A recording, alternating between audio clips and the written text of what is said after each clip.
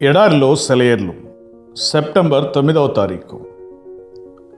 అక్కడ మన్ను లోతుగా ఉండనందున ఆ విత్తనములు వెంటనే మొలిచెను గాని సూర్యుడు ఉదయించినప్పుడు అవి మాడి వేరు లేనందున ఎండిపోయెను. మత్తయి సువార్త 13వ అధ్యాయము 5వ వచనం. మన్ను లోతు లేదు.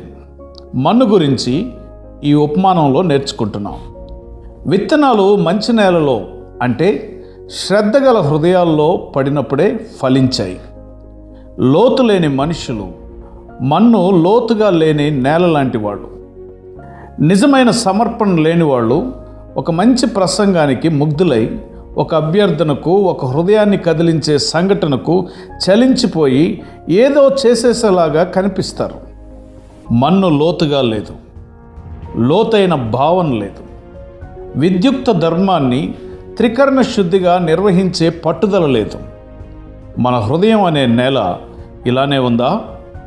ఒక రోమన్ సైనికుడు ప్రయాణమై వెళ్తుంటే అతని వెంట దారి చూపించడానికి వెళ్ళే వ్యక్తి చెప్పాడు, ఆ ప్రయాణం అతనికి ప్రాణాంతకంగా పరిణమించే ప్రమాదం ఉందని. అప్పుడు ఆ సైనికుడు జవాబిచ్చాడు, ఈ ప్రయాణం చేయడం అత్యవసరం, నేను బ్రతికి ఉండాలన్నది మాత్రం అంత ముఖ్యం కాదు. లోతైన మనస్సు ఇదే.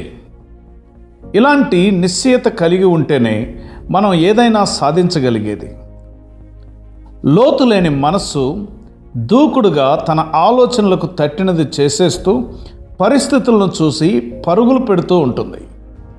స్థిరమైన మనస్సు అయితే వీటికి పైగా తన దృష్టి నుంచి నిలకడగా సాగిపోతూ ముసురు పట్టిన మేఘాల కింద నుండి సూర్యకాంతిలోకి పయనిస్తుంది. విచారం, అపజయాల నుండి విడుదల పొందుతుంది.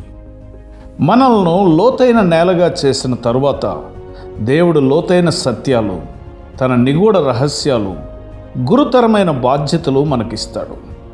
దేవా, నీలోని లోతుల్ని చూడగలిగే లోతైన జీవితాన్ని నాకు ప్రసాదించు. అట్టి లోతైన హృదయ స్థితిని నీవు కలిగి ఉండునట్లు పరిశుద్ధాత్మ దేవుడు నీకు సహాయం చేయనుగాక. ఆమెన్.